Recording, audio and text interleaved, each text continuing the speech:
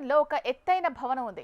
అక్కడ ఒకే పైకప్పు కింద ఏకంగా ఒక నగరమే నిర్మించబడింది. ఒకే భవనంలో 20,000 మంది నివసించడం అనేది ఒక అద్భుతం. ఇది సినిమా కథ కాదు, ఇది నిజం. చైనాలో ఒక చిన్న నగరంలోని మొత్తం జనాభా నివసించే భవనం అది. ఈ భవనం చైనాలోని హాంగ్జౌ నగరంలో ఉంది. చైనాలోని రీజెంట్ ఇంటర్నేషనల్ అపార్ట్మెంట్ ప్రపంచంలోనే అతిపెద్ద నివాస భవనాల్లో ఒకటి. ఇది పట్టణ జీవితం నిర్వచనాన్ని పూర్తిగా మార్చేస్తోంది.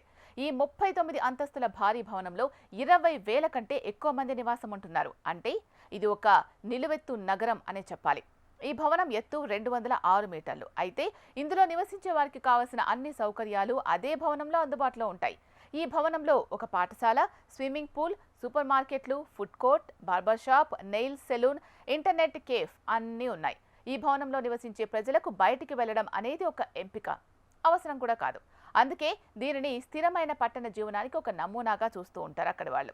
చాలా మంది నెలల తరబడి బయటకు అడుగు పెట్టరు. ప్రఖ్యాత Singapore Sands hotel designer Alicia Lu ఈ భవనాన్ని డిజైన్ చేశారు.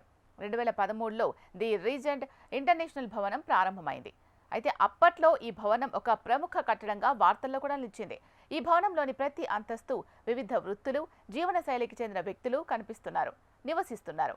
యువ నిపుణులు, చిన్న వ్యాపారవేత్తలు, సోషల్ మీడియా ప్రభావితం చేసేవారు, వృద్ధ జంటలు కూడా ఉన్నారు. ఒక నివేదిక ప్రకారం ఇక్కడ ఒక చిన్న కిటికీలు లేని అపార్ట్మెంట్ అద్దె దాదాపు 1,500 RMB.